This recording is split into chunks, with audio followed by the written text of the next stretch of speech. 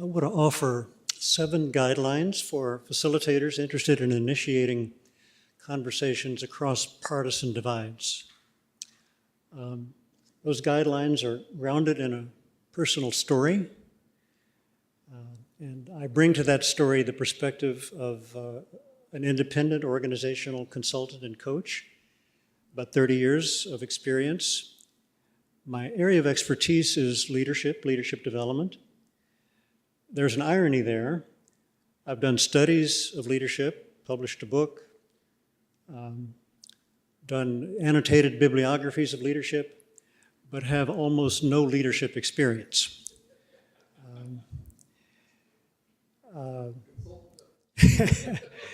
It's my own version of the neurotic psychiatrist. One experience, however, at least came close. It's one of the most personally meaningful things that I've ever done. I think it had made some difference in the lives of others and things that I care about. It's on the basis of that experience that I was invited to speak today. So I'd like to share that story. Because of the nature of the invitation, I've framed it in terms that might be useful to others. I don't want to presume that you should follow my lead, but I've looked to my story with an eye to what might be generalizable here. And so I'd like to walk you through what stood out for me as 7 steps or guidelines for bridging partisan differences. The first, and I skipped over this until it occurred to me only at the 11th hour, but it was the beginning, was to get inspired. Now that's hard to plan. In some sense, it's both the easiest and the hardest. In my particular case, it was an example of something that Parker Palmer has helped me understand in a book called Hidden Wholeness. He talks about 2 kinds of brokenheartedness. One is when your heart is shattered, you're disabled, immobilized. But another is when your heart is broken open and you have a new capacity for joy, for sorrow, for despair, and for hope, and for connecting with your deep caring about something in the world. The way this happened to me was reading the Boston Globe one morning in about 1992, and I read about the demise of a creature that many of you may have no personal contact with, but was a familiar playmate. And as I grew up, the Texas horned toad was among the amphibians that were beginning to experience a really precipitous decline in population, possibly headed towards extinction. The causes were unknown, but human activity was widely suspected to be implicated. And when I read that story, and to appreciate this, you need to know I'm somebody who manages to keep his emotions under reasonably firm control at something of a distance. I started sobbing. There was something about that touched me deeply. And I knew at a very deep level that I wanted to do something to contribute to environmental sustainability. I didn't know what, but I knew it was going to be something. And so I set the intention to find an opportunity to do that. Now, how to do that? I hoped that I could do it in a way that would draw upon my skills as a coach, facilitator, consultant. I wanted to do something more than lick envelopes, but I didn't know what. So I began to browse, if you will. I heard about a conference at Tufts University on environmental sustainability. I went to some of the workshops there, and I learned about something called the Northern Forest Lands Council, which had been created by federal mandate to do hearings in an area of intense conflict that had emerged regarding the disposition of 26 million acres of forested land in 4 states, New York, New Hampshire, Vermont, and Maine. It seems that the land which had been in the ownership of primarily of timber companies was now at risk of being sold because it was no longer as profitable as it was as logging moved to the south. And so developers were the potential owners of this forested land. And that put a number of stakeholders into motion and in conflict with one another. The timber companies wanted to protect their economic interests, which might mean selling the land to the highest bidder. Environmentalists wanted to protect as much forested land as possible. Property rights advocates wanted to minimize federal regulation of the land. Sportsmen wanted to retain access to hunting and fishing opportunities. You can imagine that rich stew of conflict. Well, at the hearings I learned of this council, people tended to, in that public audience, in that formal setting, make speeches that talked past one another, mainly with the press as their audience. So there was little learning, little exchange, certainly no real dialogue. It looked like there might be an opportunity here somewhere, but I didn't know how to establish myself or kind of put an oar in the water. But I had as I was just opening myself up to a sign for what might be a way to get involved, the winds of grace just gently blew open a door, and I saw the following quote in a newsletter called the Northern Forest Forum. It said, "Representatives of the various groups that have often been at loggerheads, no pun intended there, I think, should retire to the woods to get to know each other, develop some trust, and see if we can move beyond the us versus them mode." And this was written, it was a quote from a staff member of an association of timberland owners. When I read that, I thought, yeah, that's my leverage point. So I went to one of these meetings of the council, and I just began to buttonhole people and have conversations which, for an introvert, were very uncomfortable, saying things like, "You don't know me, but I got an idea, and I'd like to run it by you, get your suggestions, and see if you know anybody who would be interested in participating or sponsoring." And that led somewhere. It wasn't entirely clear where it was going to lead, but what happened was that one name kept appearing over and over again, a guy named Steve Blackmer, who at the time was at the Appalachian Mountain Club, and people use the same phrase, he's a bridge person.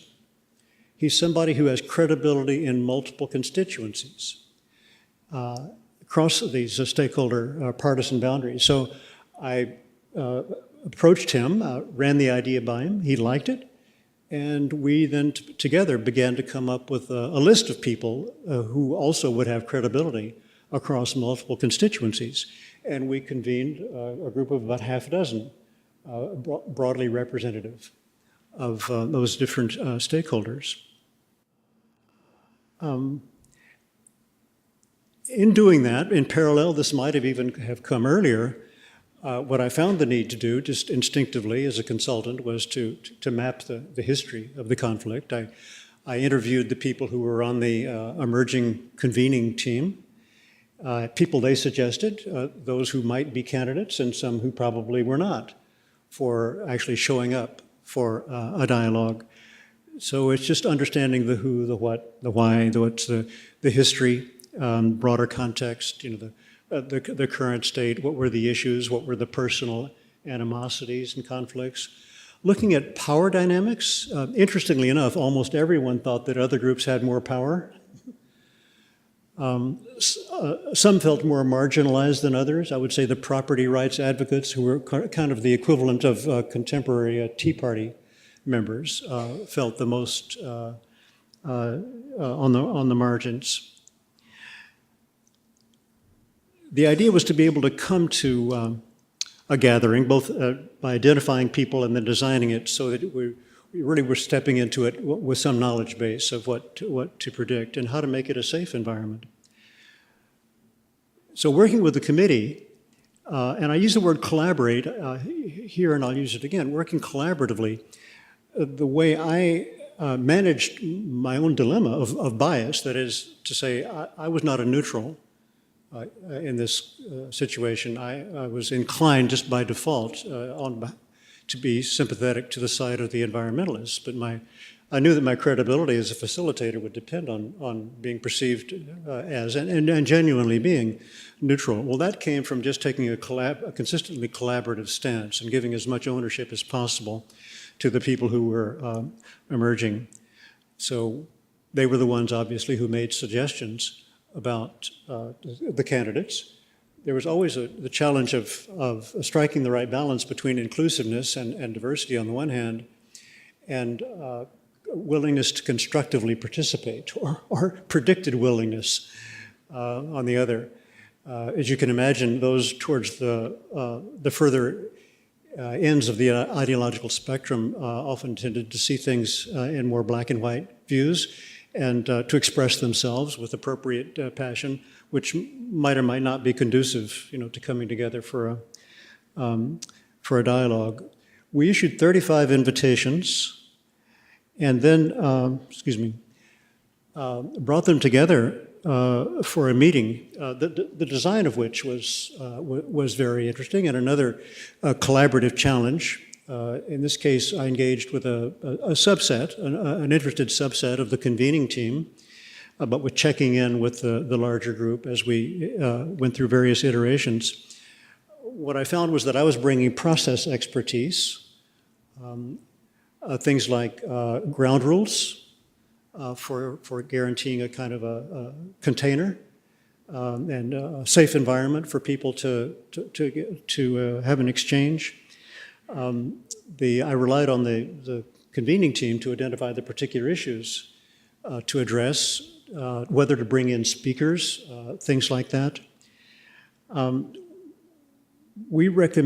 recommended, and at this point I say by this time I had recognized my own limitations in importing my facilitation skills from organizational settings into this kind of multi-stakeholder environment, and I realized there are probably people who know things about this.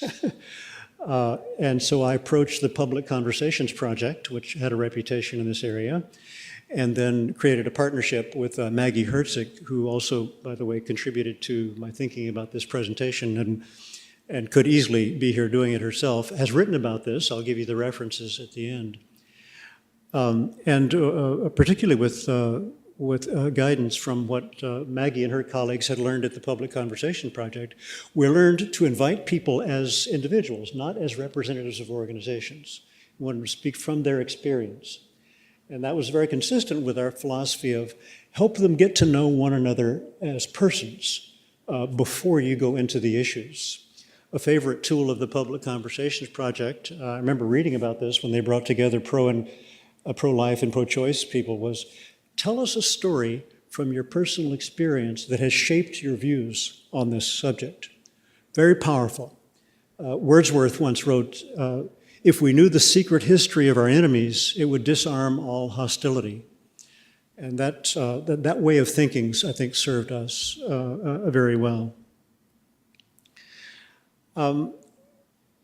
24 people came together in 0-degree weather at a fireplace-heated lodge in a remote section of Vermont for 2 days. We had a design, and it was very much oriented towards getting to know one another first. We had a tentative plan for day 2, but the idea was to, as much as possible, rely on participants to shape what happened, to use what we came to call emergent design. So having a plan, but being willing to shape it, to alter it, to abandon it, if necessary, in the interest of letting people determine for themselves what the key issues were and how to approach them.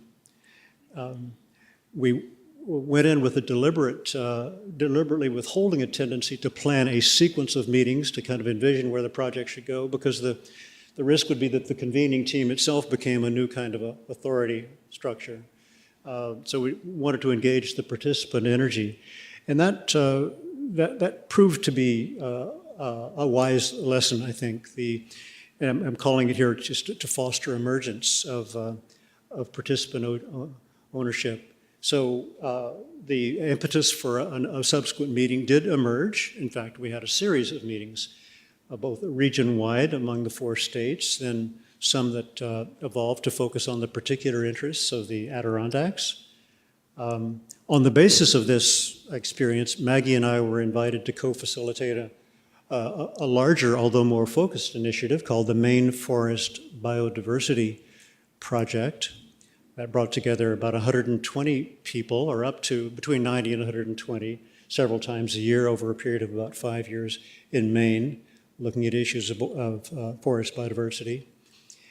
If I think about what emerged from this is not the occasion to talk about the particular outcomes. There were a few tangible products outside of meetings, didn't try to come up with them within. A manual for sustainable forestry management was written by environmentalists and managers of timber companies. The very interesting project emerged around science. As you know, people often disagree about what the facts are, and they respect different authorities when it comes to the relevant science on a topic. So in Maine, they had trouble agreeing on what the state of biodiversity was.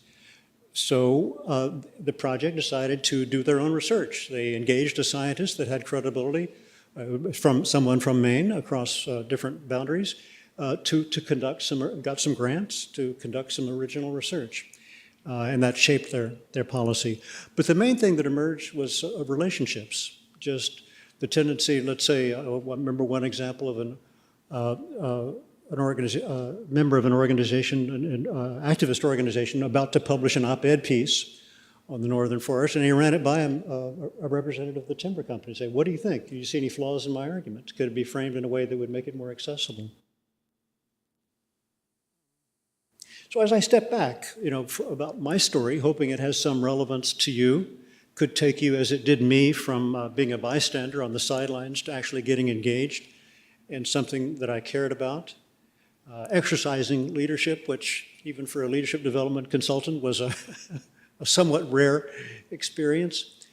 I've offered 7 guidelines. I think that I could actually collapse them into 3. Let your heart get broken. Formulate an intention grounded in your caring, and trust emergence. Thank you.